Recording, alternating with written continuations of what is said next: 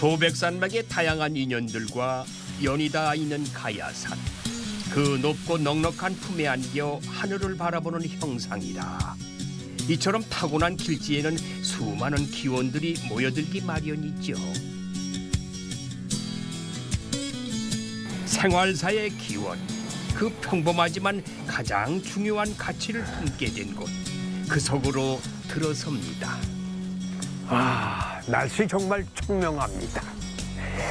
인연과 삶을 제대로 느끼고 싶을 때 생명의 땅이라 불리는 이곳 성주가 떠오릅니다.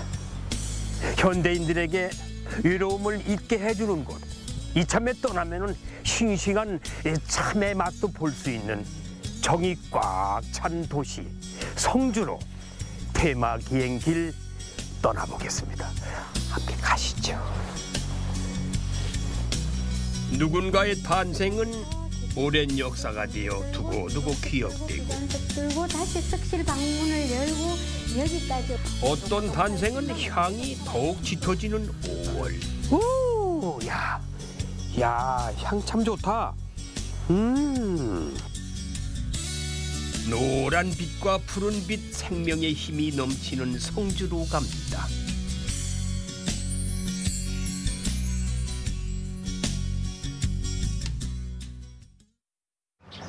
성주 읍내로 들어서는 길목.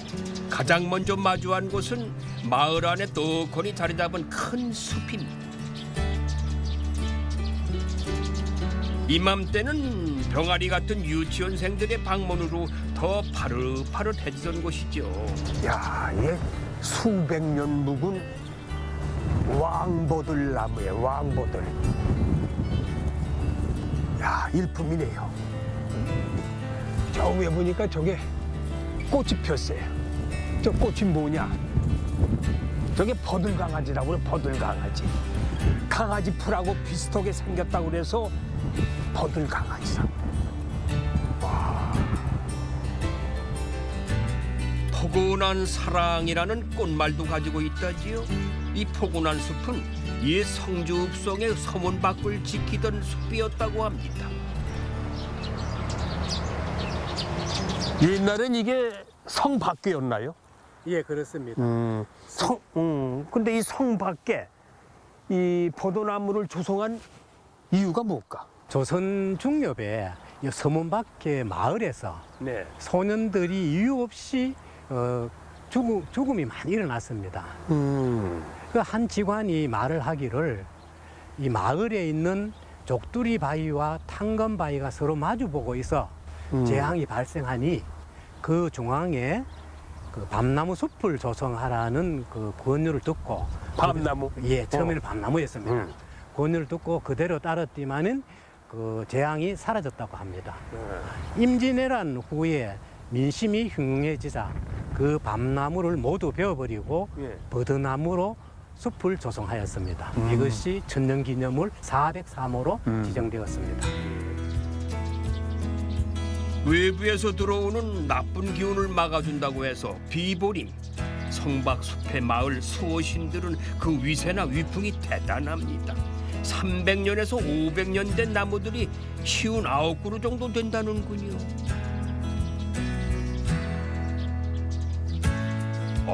이 나무는 풍채가 좋은데요. 아니, 이제 포도나무 밑에 예, 이게 숫자가 적혀 있어요, 번호가. 예, 맞습니다. 55-1이 뭐예요, 이게? 예, 우리 사람에게도 자기 이름이 있는 것처럼 이 버드나무도 55-1이라는 것이 이 나무의 이름입니다. 근데 이 나무가요, 예. 이 자체가 좀 품위가 있어 보이고 아주 좀 격이 있어 보여, 다른 나무에 비해서. 예, 잘 뻗어 올라갔어요, 그냥. 예. 아주. 맞습니다. 제대로 올라갔어요. 예. 이 나무가 이 그 성박숲에서 가장 큰 나무이며 가장 잘생긴 나무입니다. 자, 이 제일 크군요, 이 나무가. 예. 그리고 이 높이가 약 14m 정도이고. 이게 14m? 14m 정도이고 둘레가 약 6m 정도입니다. 그리고 우리가 이 나무 앞에 설 때 그냥 야, 멋있다, 운치 있다 이렇게 생각하지만은 이 나무로서도 그동안 살아오면서 우리가 보지 못하는 많은 고통과 아픔의 상처를 치유하면서 우리 앞에 이 늠름한 모습을 보여주고 있는 나무가 정말 대단하다고 느껴지지 않습니까? 맞습니다. 이 포도나무들, 이 왕보들이 다 이 성주의 역사와 흔적을 그대로 담고 있는 것 같아요. 예, 맞습니다. 그렇죠? 네. 성박숲의 시간은 계속해서 흘러갑니다. 역사의 공간이자 휴식 공간, 성주의 랜드마크인 생활사 축제의 공간으로 활용되고 있습니다. 선생님 혹시 저 나무를 한번 보시죠. 어떤 나무요? 요 가지, 이 나무 가지와 이 나무 가지가 서로 붙어 있는 부위를 한번 보시죠. 이게 무슨 나무예요? 왕보들인데 나무와 가지가 다른 나무의 가지와 가지가 만나서 하나가 되는 것을 갖다가 우리는 열리지라고 이야기합니다. 그러니까 각자 나무가 위에서부터 붙었네요. 예. 그러니까 저게 무슨 사람으로 말하면 무슨 연애하는 건가, 사랑하는 건가, 그러죠? 예, 그렇습니다. 그래서 중국에 있는 그 장가라는 가사에 보면은 한 대목이 나오는데 죽어서 하늘에 가면은 비익조가 되고 땅에서는 열리지가 되어서 만나자 하는 그런 이야기가 있습니다. 땅에서는 열리지가 돼서 만나자. 예. 그래서 이 열리지는 우리가 흔히들 젊은 사람들의 어떤 사랑을 이야기하고 가족 간에는 우애를 나타내기도 하는 것이 바로 이 열리지입니다. 숲은 마을을, 사람은 숲을 지키게 된 열리지 같은 인연. 산업화 과정에서 사라질 뻔한 숲을 주민들이 지켜냈다는구만요. 그 덕에 이 새로운 인연의 발길도 이어집니다. 이 나무하고 이 성주하고 이 역사적으로도 이렇게 연결이 많이 돼 있어요, 관계가. 그렇죠? 예, 그렇습니다. 성주는 이 성박숲도 유명하지만은 성주군 소재지 일대를 돌아보면은 아주 숨어 있는 관광지가 많이 있습니다. 이 성박숲에서 해설사와 함께 출발하여 2시간 정도에 돌아오는 코스가 있어요? 별거울 탐방길이라는 그런 프로그램을 운영하고 있습니다. 그러니까 이렇게 투어식으로 이렇게. 그렇죠. 그러면서 이제 곳곳에 뭐 여기 성주가 유명한 게 참외 아닙니까? 예, 맞습니다. 성주로 하면은 참외를 빼놓고는 이야기할 수가 없지요. 그렇죠. 성주에 참외에 대한 역사적인 인물이 있습니다. 그 사람이 아직도 참외 농사를 짓고 있는데 그 사람을 한번 만나보시면 좋을 것 같습니다. 우리나라 참외 생산량의 70%를 차지하는 성주. 참외 냄새 그냥. 참외 향이 참 진하게 나네요. 안녕하세요. 네, 반갑습니다. 네. 수확철답게 비닐하우스 안에 노부부의 손길이 분주한데요. 바쁘지만 제일 신나는 시기이기도 하지요. 특히 올해가 이 성주 참외 50주년이라는데요. 시설 재배를 시작한 지 반백년. 젊은 시절을 오롯이 참외에 바친 농부의 머리가 희끗희끗해졌으니 평생의 노력이 아라리 여물어 있지요. 참외 색깔 참 노랗다. 이렇게 산 노래예요. 전 어린 시절에 온두막에서 참외밭에 한번 들어가 보군요. 지금 수십 년 만에 참외밭 처음 와봐요. 그 얼마나 참 반갑네요. 참외 보니까요. 참외 농사 하신 지 몇 년 되셨어요, 우리 어르신은?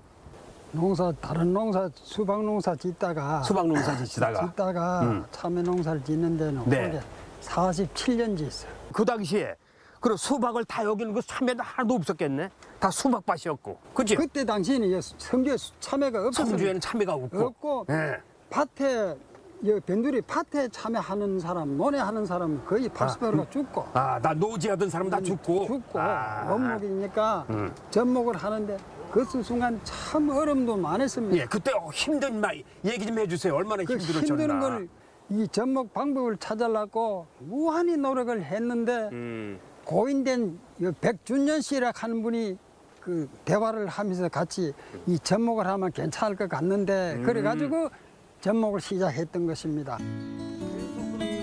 참외 재배 기술이 부족했던 과거. 애지중지 키워도 한 해를 넘기지 못하고 노지에 심어놓은 것은 바람에 날아가 버리고 고생이 이만저만이 아니었다지요. 좋은 품종들을 접목하는 방법을 개발하는 후부터는 성주 땅에 이 튼실한 참외가 뿌리를 내렸습니다.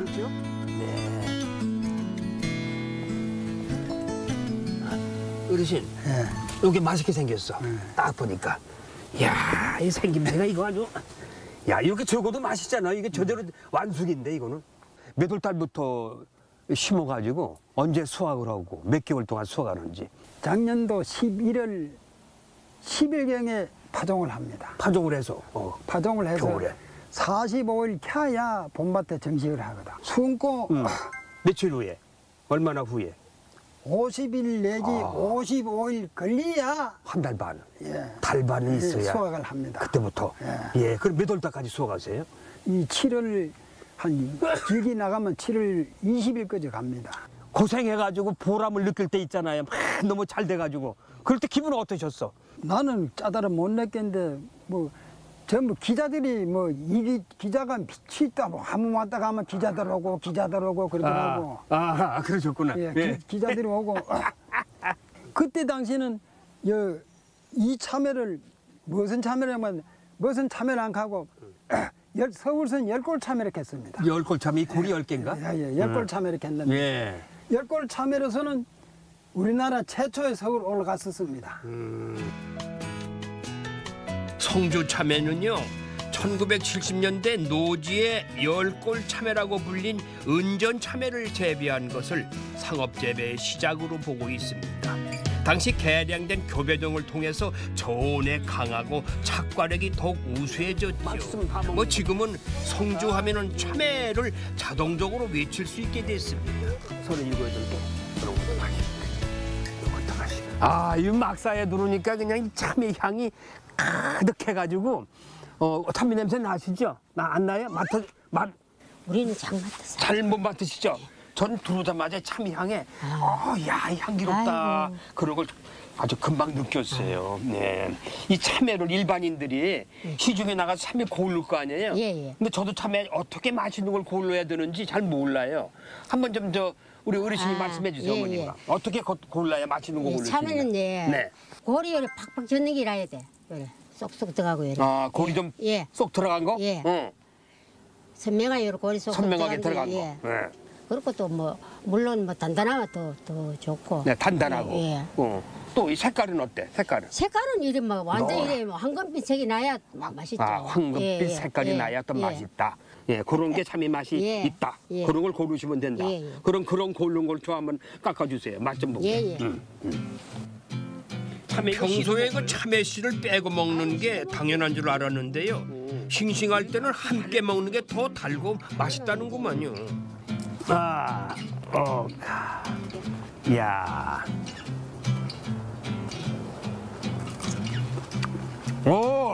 야, 진짜 맛있네. 이 참외가 이렇게 맛있는 이유가 뭐예요? 응? 키우는 똑같은 특별한 맛있는 종자가 따로 없고 모종을 키울 적에 예. 무성하게 키우는 거하고 예. 수분이 모자라 건조하게 키우는 거하고 네. 그 차이가 많이 나고 모두 대부분 뭐 공기 좋고 뭐 땅 토질이 제일 중요합니다. 토양이 문제가 있고 토양이 좌지우지하는 거야. 토양이 다른 지역하고 이 지역하고 다른 지역엔 참외 농사를 똑같은 종자를 해봐도 이 맛이 안 나더라고. 성주 참외가 역시 향이 좋고 맛이 좋은 이유를 알겠어요. 왜 참외가 맛있는지. 어르신 말씀 들으니까 이 수십 년 지난 후에나 제가 이해가 되네요. 말씀. 좋은 땅의 기운으로 속이 꽉 찬 참외가 전국 각지로 가기 위해서 일단 여기에 모입니다. 참외가 상품이 되기까지 전 과정이 펼쳐지는 산지 유통센터인 셈이죠. 여기가 그 맛있는 성주 참외가 자동으로 선별되는 곳인 모양이죠? 예, 그렇습니다. 예. APC 농산물 산지 유통센터입니다. 채척, 선별, 포장 모든 부분을 유통을 책임지고 함으로써 농가에게는 시가, 편익을 도모하고 산지나 우리 산지에서 소비자에게 균일한 상품, 안정된 상품을 공급함으로써 소비자들부터 신뢰받는 그런 시스템을 구축하는 곳입니다. 참외 특구로 지정된 2006년부터 참외 유통센터와 공판장 시설을 확충하기 시작했는데 지금은 세척과 선별 과정이 자동화로 진행되고 있습니다. 정확하게 나오는구나. 예.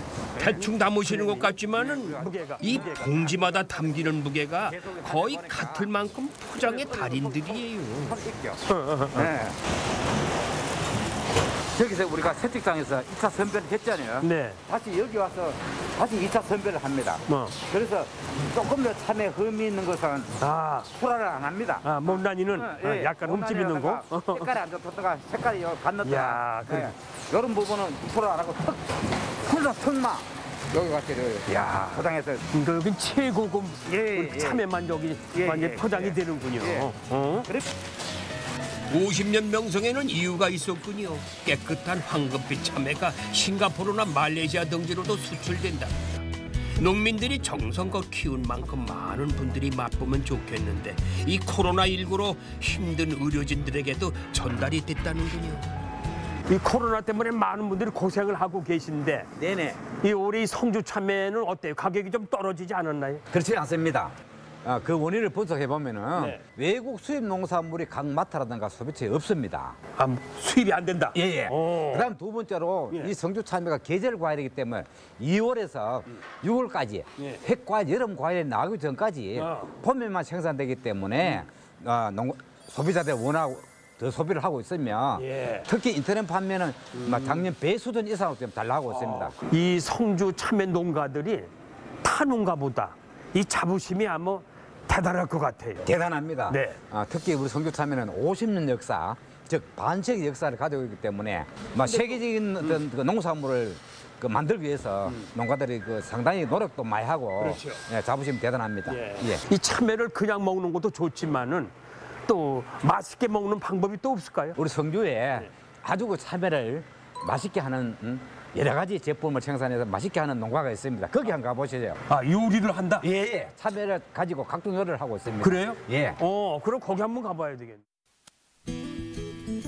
조선시대 허균도 이 도문대작이라는 책에서 참외를 매우 단과실로 기록했다지 그 단맛과 향을 쫓아가 보기로 했습니다.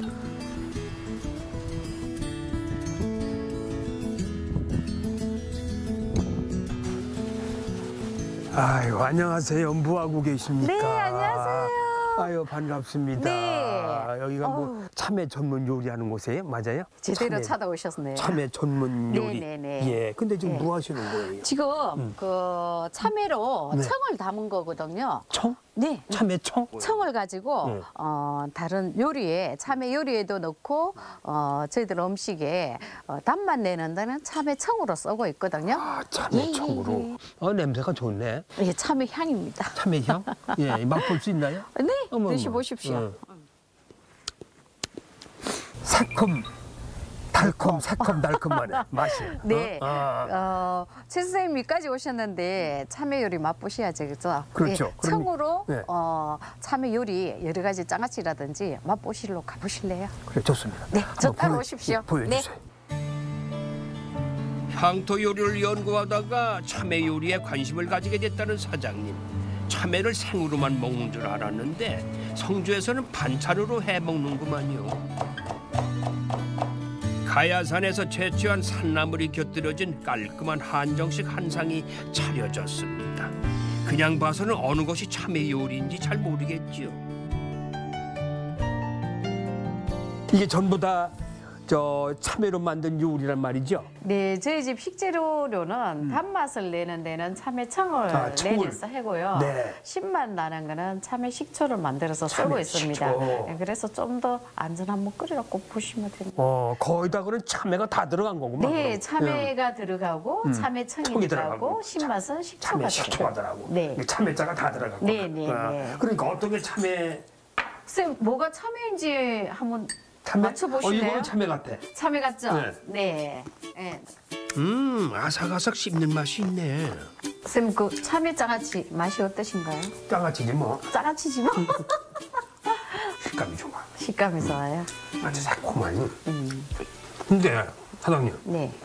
어떻게 참외로 요리를 할 생각을 참외로 하셨어? 제 할머니가 늘 장독대에 참외를 소금에 절여가지고 꾹 눌러놨다가 된장에 박아놓기도 하고, 된장에 박아놓지. 예예예, 고추장에 박아놓기도 하고 그걸 툴툴 털어가지고 썰어가 양념을 해서 맛있죠. 예예 그렇게 먹었던 기억이 있어가지고 제가 이제 제 어머니가 이제 저한테 해줬던 밥상을 제가 지금은 고객분들한테 이렇게 차리게 됐습니다. 이야, 고와라. 밀전병에 각종 채소와 참외를 싸서 한 입 넣으면은 이 심심한 맛은 이게 고추장에 묻힌 참외를 달래주면 참 왜 이렇게 맛이지 이게? 참외 여기 사용하시는 이 모든 사용하는 이 참외가 품종이 어떤 그 품종은요, 최고 1등품은 생가루 먹고요.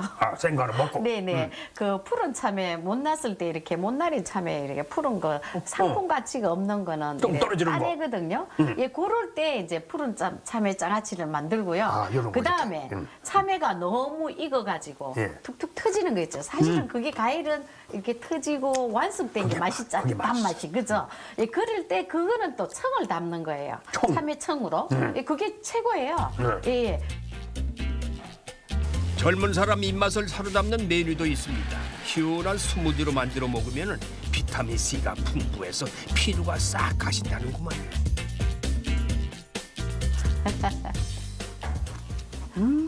참외의 맛 그대로입니다. 진짜? 달지도 않고 참외 맛 진짜 그 맛이네. 네. 와, 아주 맛이 제 맛인데. 아무튼 저한테 딱 맞는데. 건강하십시오. 고맙습니다. 네. 저는 이 맛있는 거 먹고 네. 여러 가지 건강 잘 챙기겠습니다. 네. 어. 아유, 고맙습니다. 고맙습니다. 건강한 땅을 가진 성주는 참외의 명당이기도 하지만은 조선 왕실이 인정한 명당이기도 합니다. 이곳 성주의 태아의 탄생을 소중히 기억하고 보관하는 세종대왕 왕자 태실이 있습니다. 와.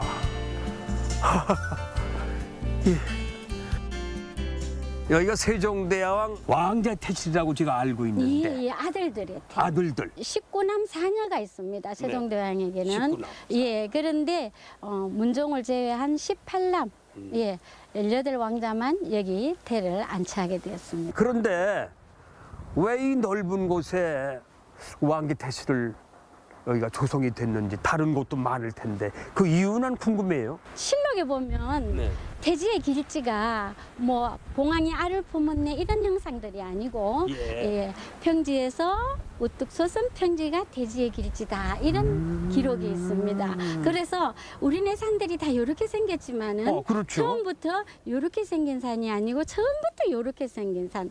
일깎지 않아도 평평한 땅이 있는 봉우리를 태지의 길지로 봅니다. 그래서 여기가 아주 적격한 땅이죠. 평지에서 높은 평지. 평지 그렇죠. 네. 그런 곳이 태실로서는 아주 최고의 명당이다. 길지다. 예. 엄마의 자궁 속같이 평온해 보이지요. 태실 관리에 특별한 정성을 기울였던 조선 왕조. 왕자가 태어날 때마다 깨끗이 씻은 탯줄과 태발을 묻는 의식을 치렀는데 왕자, 모든 왕자가 똑같이 축복을 받았지만 그 이후의 삶은 같질 않았습니다. 여기는 금성대군 태실인데 왜 안 보이네요? 네, 금성대군 저 앞에 안평대군도 안 보이죠. 한남군, 하의군, 영풍군 이렇게 5개가 없습니다.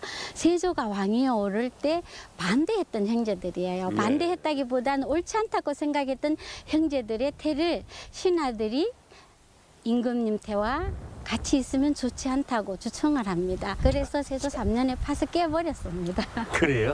그런데 마침 요 기단석은 그 당시에 석공들이 다 깨지 않고 주변에 굴러버렸어요. 그런데 1977년 여기 발굴 볼군 작업을 할 적에 땅 밑에서 찾아내서 발굴했군요? 제자리에 갖다 놓은 것입니다. 참 형제들 너무하다, 그지요? 이 권력 앞에서는 형이고 아우고 필요 없어요. 부모도 필요 없어. 그렇죠. 예, 동서양 역사를 막론하고 맞아요. 피비린내 나지 않는 역사는 없습니다. 그렇습니다. 각자의 운명이 달랐던 세종대왕의 왕자들. 특히 비운의 왕 단종의 태실 앞에서 발길이 멈춥니다. 이 태실은 단종 태실이라고 그러잖아요. 네. 원손 아니에요. 네. 한평생을 살다가 이렇게 떠나신 분이고 비운의 왕이신데 그렇잖아요. 그렇죠. 네. 네. 단종이 12살에 임금에 오릅니다. 네. 네, 12살에 임금이 오르니까 삼촌들이 왕위를 넘보기 시작하죠. 그래서 세조가 왕위를 찬탈했다고 역사가들은 말하고, 실록에는 단종이 왕위를 양위했다고 기록이 되어 있습니다. 그래서 15살에 영월로 기양을 가게 됩니다. 거기서 사약을 받고 죽었다는 설, 또 목을 졸라서 죽였다는 설, 스스로 죽었다는 설, 이래 설들이 난무한 비운의 임금님이시죠. 지금 장릉에 모시고 있어요. 그렇죠. 영월 장릉에. 네.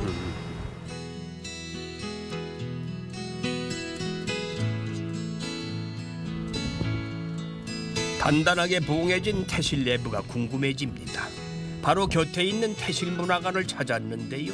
태실에 대한 정보뿐만 아니라 생명 탄생에 관한 선조들의 지혜를 엿볼 수 있어서 태교 여행지로 손색이 없는 곳입니다. 태실을 주제로 한 국내 하나뿐인 공간이라고 하는군요.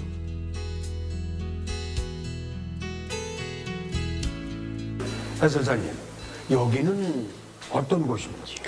여기는 태를 봉안하는 데까지, 경복궁을 출발해서 안태하는 데까지 필요한 그 절차와 그다음에 안태 행렬과 모든 절차를 한 곳에 볼 수 있도록 해놓은 곳입니다. 왕자가 왕이 됐다. 예. 그럼 태시대의 격도 서로 차이가 나나요?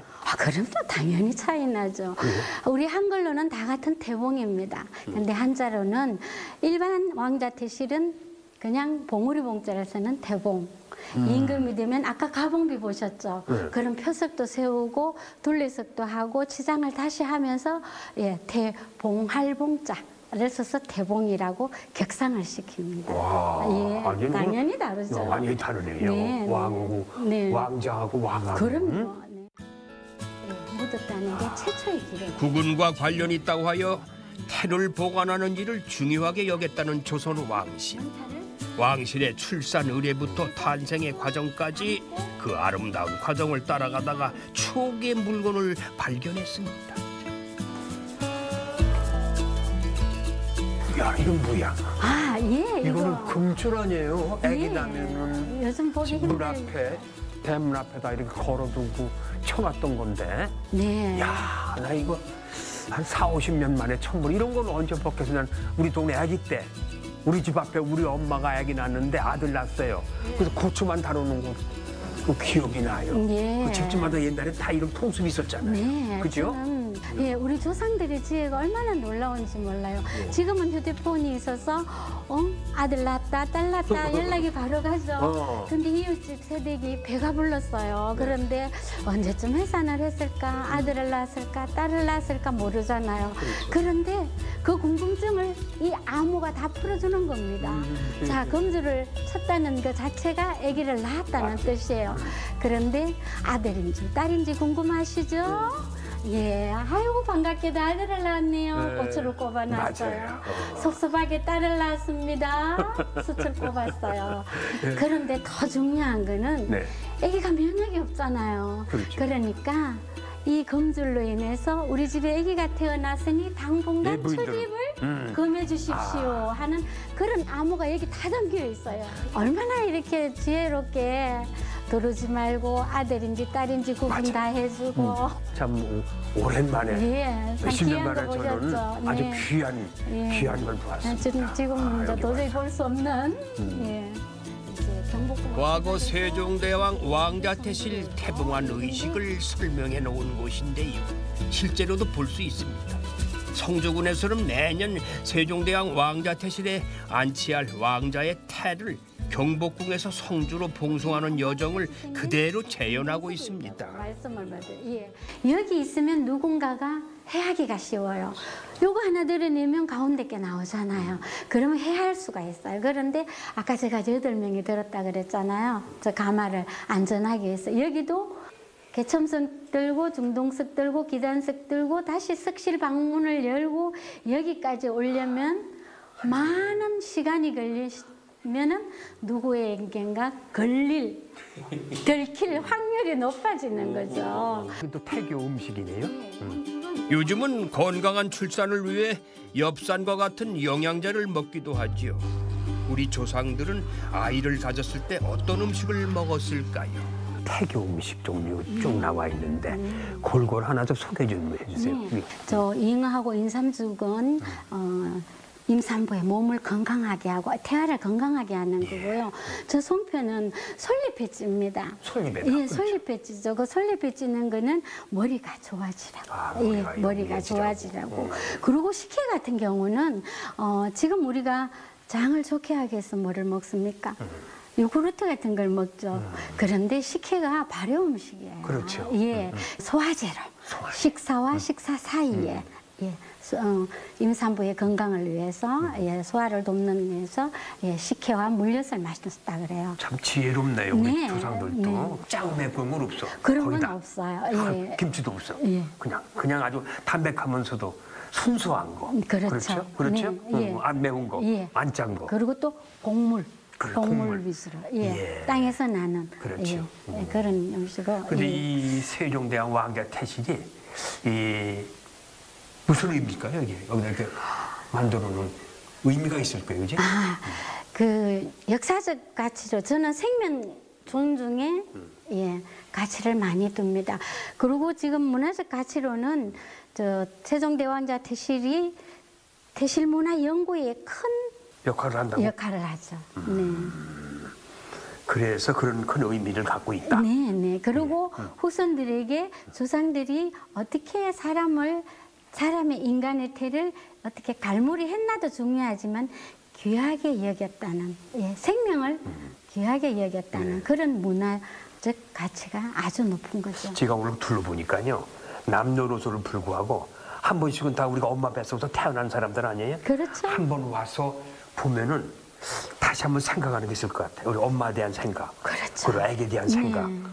네. 그게 필요한 것 같은데 여러 가지. 그럼요. 그죠? 네. 그래서 평생에 한 번은 저는 이 성주를 다녀가는 게 좋을 것 같다. 예. 옳은 말씀이세요. 네. 세종대왕 왕자 태실에서 내려오면은 불과 200m 아래에 태실의 수호 사찰인 선석사가 있습니다. 사람 인자 모양의 맛배지목을 가진 법당들이 우리를 맞이하는구만요. 절의 얼굴인 대웅전.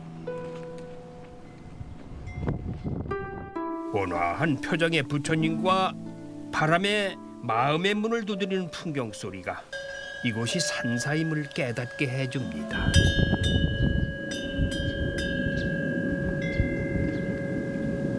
야, 이 풍경 소리, 와. 오랜만에 들으시죠. 오랜만에 듣는 거야. 예. 바람이 오늘 우리는 괴롭혔지만 저 풍경 소리는 저희들을 기쁘게 해주는. 네, 이 선석사, 선석사. 네. 아주 고즈넉하고 네. 큰 절은 아니지만은 네. 여러 가지 이렇게 의미가 있는 것 같아요. 네. 근데 진짜 여기가 선석사가 어떤 곳인지 좀 말씀 좀 해주세요. 네, 선석사는 꽤 1000년 이상 된 고찰입니다. 신라 효소왕 1년에 지어진 사찰인데 원래는 여기서 저 서쪽에 조금 떨어져 있던 곳에 지었을 때는 신광사라고 그랬습니다. 다른 쪽에 있었군요. 네, 근데 고려말 공민왕 때 나홍대사가 주지스님으로 오시면서 저를 옮겼습니다. 옮겼는데 저 마당에 돌 한번 보시죠. 예. 저 돌이 나왔습니다. 이거. 예, 지금 같으면 장비가 있어서 옮길 수 있었겠죠. 그 당시에는 저 돌을 옮길 수 없었어요. 그래서 나홍대사가 신강사를 옮기면서 선석사라고 사찰 명칭을 달리 부르게 됐습니다. 그래서 지금 선석사. 장소를 옮긴 다음에 이 돌을 보고 선석사라 이름을 이 지으셨다. 돌을 이제 그 당시 기술로는 아마 깨 깊이 박혀 있는 것 같아요. 그래서 예, 선숙사라는 예, 사찰 이름이 붙게 되었습니다. 그리고 이 선속사에도 특별한 보물 같은 것도 있어요? 네, 보물이 한 점 있습니다. 개울탱한데요. 네, 그 보물 1608호로 지정되어 있는 숙종 때 예, 왕실의 안녕과 번영을 위해서 제작한 그 영상회도라고 예, 석가모니께서 영축산에서 설법하는 장면을 탱화. 그린 그림. 예, 탱화입니다. 탱화. 예, 밖에 그거는 개불탱. 그렇죠. 개불탱화. 네, 네. 그거는 실내에서는 이렇게 야외에 나와서 봐야 되죠. 그 4월 초파일 딱 하루만 초파일? 겁니다. 그래요? 일반 아무 오늘은 예, 볼 수 없어 많이 아쉽습니다. 아쉽네요. 네, 네. 네. 왕실의 무병장수를 기원하기 위한 영산의 괴불탱. 하지만 부처님의 말씀은 권력가들에게만 미치는 것이 아닙니다. 삼라만상의 모든 것이 그 목소리를 들을 수 있게 배려되어 있지요. 이게 무슨 푹인데? 네, 절에는 4가지 물건이 꼭 있어야 되는 불구사물이 있습니다. 불구사물. 네, 그 중에 하나가 이거 큰 북이죠. 북은 네, 3가죽으로 주로 만듭니다. 소는 다리가 몇 개입니까? 소다리 4개? 예, 4발 달린 짐승들을 위한 부처님의 소리가 전해지는 거예요. 4발 달린 네. 동물들을 위한 부처님의 소리. 네, 그래서 북은 그런 의미가 있고요. 자, 여기 물고기. 물고기. 네, 어북이라 그래요. 물 속에 사는 모든 짐승들이 이 북소리를 듣고 부처님의 마음을 받아들이는 거죠. 선생님 옆에 있는 여기 운판이라고 합니다. 무슨 모양이죠? 예. 이거 구름 모양인데? 네, 구름은 하늘에 떠 있기 때문에 네. 하늘에 있는 모든 짐승들을 부처님 말씀을 들으라는 소리로 운판이 있습니다. 자, 그다음 마지막으로 이 종입니다. 종은 인간과 이 온 우주에 울려 퍼지는 부처님의 소리를 들으라고 예, 종인데 여기 우리나라 종은 밑에 홈이 파져 있어요. 예, 무슨 이걸 의미예요? 맹돌이라고 그래요. 종을 치면 소리가 밑에서 돌아서 위로 올라가는. 그래서 우리나라 종소리는 엄청 은은하게 길게 가는 거죠. 예. 그 여운이 남겠네요. 그럼요. 여운이 예, 남는 거지. 예. 이 4가지를 불구사물이라고 어느 얘기를 하죠. 사찰이든지 꼭 다 있어야 있어야 되겠군요. 됩니다. 불구사물은. 네, 네. 생명의 고장 성주답게 또 하나의 보물들을 품은 공간이 있습니다. 왕자가 아니어도 태를 봉안하고 복을 기원할 수 있다는군요. 무슨 부처님인데 우리 한복을 입은 부처님이 아기를 안고 있네. 네. 무슨 상이에요? 얼굴은 분명히 부처님 상이죠. 근데 부처님. 가슴도 나와 있어요. 예, 그래서 이거는 아기들이 건강하게 잘 자라기를 염원하는 뜻으로 머리에도 있고 가슴에도 안고 젖은 뭡니까? 아기가 먹고 생명을 유지하는 예, 우리의 신체예요. 아기를 잘 크게 기원해주는 부처님상 아마 처음 보실 거예요. 부처님이 되게 남자인 네. 줄 알고 있는데요. 네, 그러니까 엄마 이제 아니야. 형상화를 시킨 거죠. 예. 조금 저 뒤에 있는 금빛 찬란한 저 조그만 항아리는 좀 무엇입니까? 그게? 자, 옛날에는 왕실에서만 태를 봉안하고 기도를 했지만은 지금은 사람이 다 평등해요. 그래서 아기들이 병원에서 올 때 배꼽에서 한 10cm쯤 달고 오는 게 있어요. 그게 마르면은 똑 떨어지거든요. 떨어지는 걸 여기다가 의뢰를 하면은 저 항아리, 한꺼빛 항아리에 담아서 평생 아기의 무번 장수를 위해서 기도를 해주는 예. 그럼 여기는 일반인들도 태를 봉안하는군요. 그렇죠. 누구든지 일반인들도. 신청하면은 저기 이름 쓰인 거 보이시죠? 예. 누군가를 위해서 잘 되기를 기도해주고 염원해주는 그런 마음들이 모이면은 결국 나라가 건강해질 것이다. 저는 그런 생각을 합니다. 인간 존중, 예.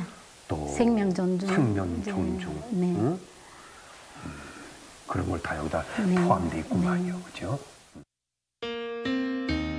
조선 후기 실학자 이중화는 택리지에서 성주를 훌륭한 이가 태어날 수 있는 특별한 곳으로 칭했습니다. 아, 물소리 참 좋네요. 신의 물소리. 야, 이 성주는 산천이 수려하고 밝아서 이름 높은 선비들이 많았다고 합니다. 이 성주 선비들의 기계와 그리고 풍류가 느껴지는 이곳 한번 제가 찾아가 보겠습니다.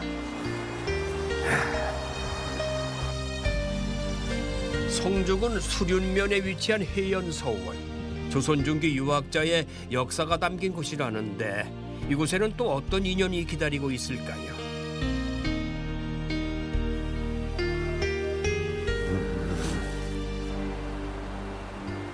이곳이 해연서원이라고 알고 있거든요.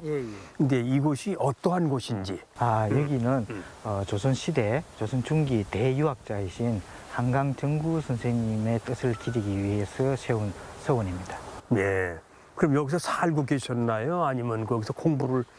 사신 곳은 여기는 아니고 젊었을 때 여기에서 그 서당을 지어서 후학들을 가르쳤어요. 후학도를 가르치던 곳. 그럼 뭐 여기 학교네? 예, 그렇죠. 그렇죠? 예, 그러다가 이제 한강 선생님 돌아가시고 제자들이 선생님 뜻을 기려가지고 그 서당 자리에 서원을 건립하게 되었습니다. 예. 태계 이황 선생을 포함한 영남 5현 중에 한 분이신 정구 한강 선생. 강학 공간인 강당을 중심으로 수학하던 유생들이 거처했던 동제와 서제로 구성되어 있습니다. 강당 앞에는 전기가 없던 시절 불을 밝히기 위해 세운 정료대가 있구만요. 이게 아까 동제라고 그랬죠? 이게 서제.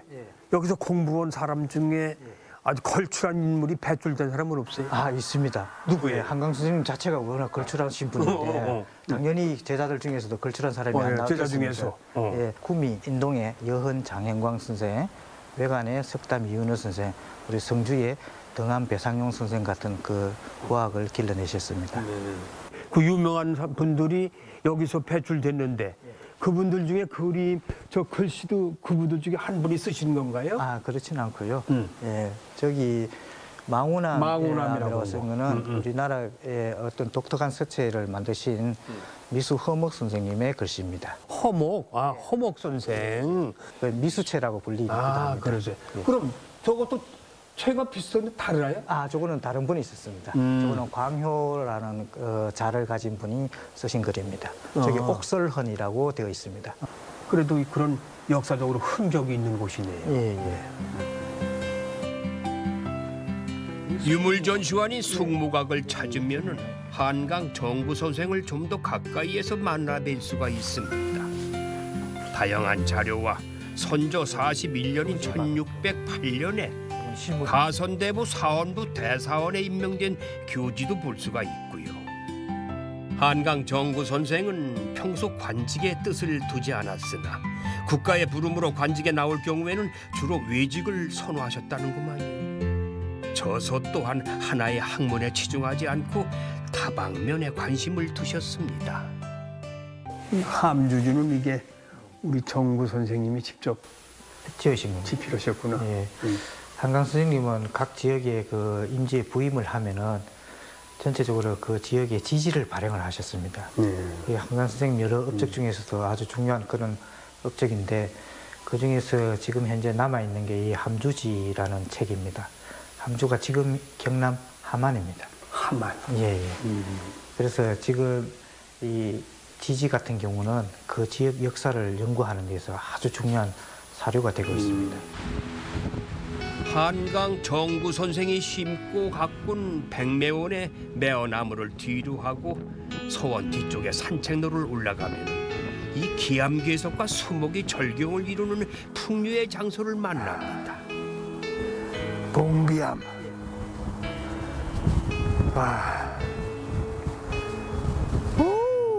야, 바람 좋다.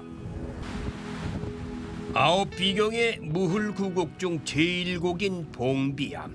물소리와 숲의 아름다운 조화가 한강 정구 선생과 제자들의 눈길을 사로잡았을 것 같습니다. 근데 여기가 아까 올라올 때 보니까 봉비암이라고. 봉비암이 어떤 곳입니까? 예, 무홀구곡의 제1곡 출발점입니다. 네. 옛날 그 전필제 김종직 선생의 글에 나옵니다. 거기 보면은 옛날에 아주 오래 전에 여기 지방의 호족들이 여 봉비암 자리가 넓지 않습니까? 여기에 모여서 술을 마시고 놀았다고 합니다. 네. 그때 기생 하나가 술에 취해서 이 발을 헛디뎌서 이 하천으로 떨어져 죽게 됩니다. 기생이. 예, 예. 네. 그래서 그 기생 이름이 막 봉비였어요. 떨어진 기생 이름이 봉비였다. 예, 예. 그래서 떨어진 곳이 여기이기 때문에 봉비암이다. 예, 예. 그리고 여기 밑에 보시면은 물이 굉장히 맑게 흐르고 있지 않습니까? 예, 예. 저기 큰 소가 있는데 네. 저 소 이름을 봉비연이라 이렇게 이름 붙였다고 합니다. 봉비연. 예. 아. 예, 예. 그럼 이를 쭉 가면 이게 구곡이란 말이죠? 예, 이 물구곡. 구곡이, 예. 9개 예, 저 예. 계곡이 있나? 예, 이 하천 따라 쭉 가면은 무월구곡이 나오는데 여기가 1곡이 봉비암이고 2곡이 한강대인데 각 구곡 각각 곳이 참 너무나 아름답습니다. 그렇게 아름다운 구곡이었기 때문에 여기서 선비들이 이제 풍류를 즐긴 거 아니겠어요? 예, 예. 골고루 각 곡마다 선비의 흔적이 다 남아 있습니다. 아, 기가 막힙니다. 내가 옛날 예. 선비로 태어났어야 되는데 예, 풍류를 불면서 한번 여기서 시를 한번 읊어야 되는데. 아름다운 풍경 앞에서 발동하는 시심은 나만의 것이 아닌 것 같습니다. 그 옛날 한강 정구 선생 그리고 제자들과 같은 마음입니다. 여기가 이제 7 봉비암을 글귀를 여기다가 이제 물푼 건데 이 시이네요. 그러니까 일곡이라 여울 어귀에 낚싯배를 띄우니 석양빛 시내 위에 실 같은 바람 감도네 뉘알리오 인간 세상에 잡념 다 버리고 박달나무 삿대 잡고 저문한 게 휘젓는 줄을. 아, 이 시를 보면 한 폭의 그림 같지 않습니까? 예, 낚싯배 띄워놓고. 예, 강물에 낚싯배가 있고 예, 또 인근의 인가에서는 불을 떼니까 연기가 피어오르고. 그렇죠. 예. 그러면서도 선비들의 어떤 여유로움, 낭만, 예, 이런 게 유유자적하는 그런 모습들이 선하게 이렇게 그려지는 듯합니다. 그러니까 세상 잡념 다 버리고 예, 예. 풍류를 즐기는 선비들의 예, 모습 예. 좋습니다. 선비들의 삶이 이어지는 이곳, 성주 생활사 문화의 삶을 대표하는 한계 마을입니다. 전통을 고수하고 있는 이곳이 풍수지리적으로도 명당이지만은 여행의 풍미를 높여준 좋은 터이기도 합니다. 아, 이 겹벚꽃 참 예쁘네요. 연분홍 벚꽃 같아요, 그죠? 색깔이. 자주는 아니고 연분홍. 네, 연분홍 겹벚꽃입니다. 저것도 이쁘지만 그 밑에 이렇게 이 기와도 아름답고. 네.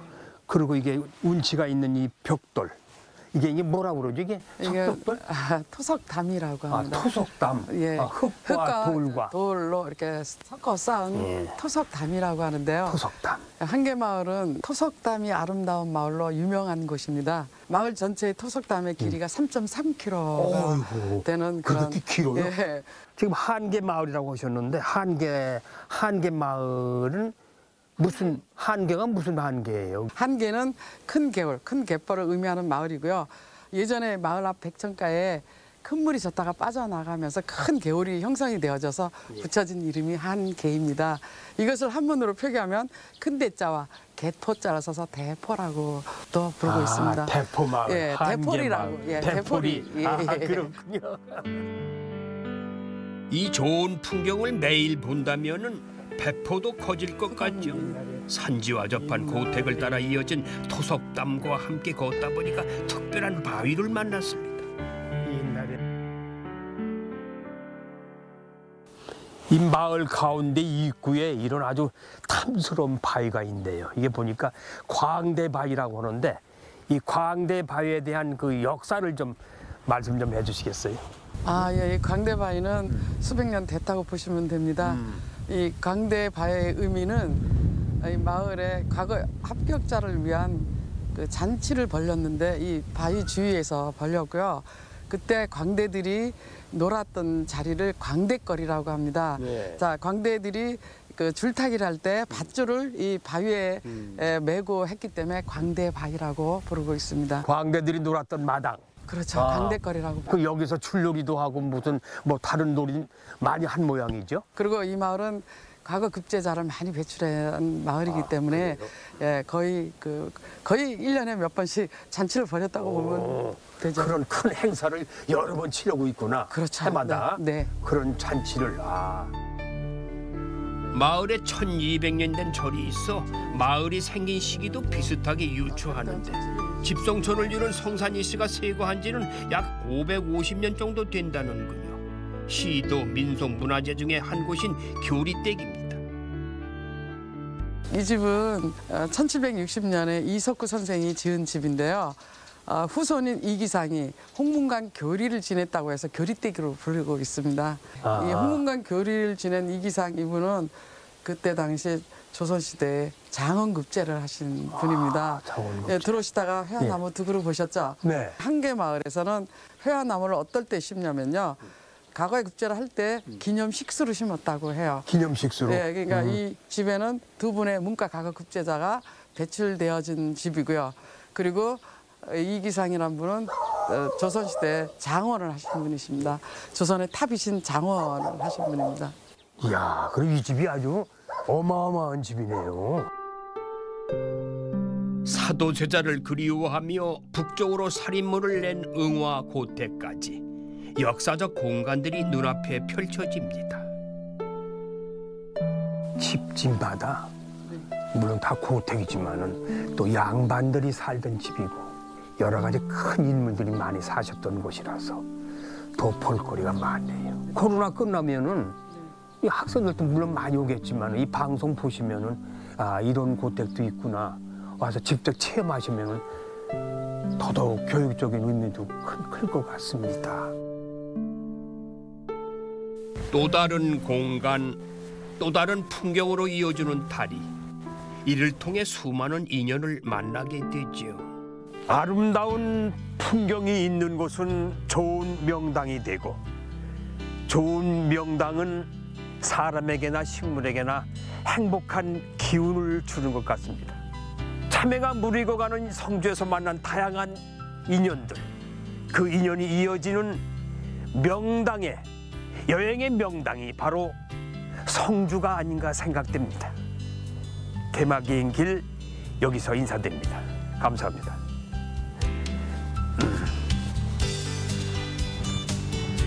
삶이라는 여행 위에서 만나는 인연을 통해 우리는 바로 지금 이 순간을 살아가고 있음을 느낍니다. 달콤한 참외의 향이 하루하루의 노력으로 여문 결실이라면 우리의 시간도 하루하루의 만남으로 채워지는 소중한 기억이겠지요. 자, 오늘 우리는 성주에서 성대한 하루를 채웠습니다.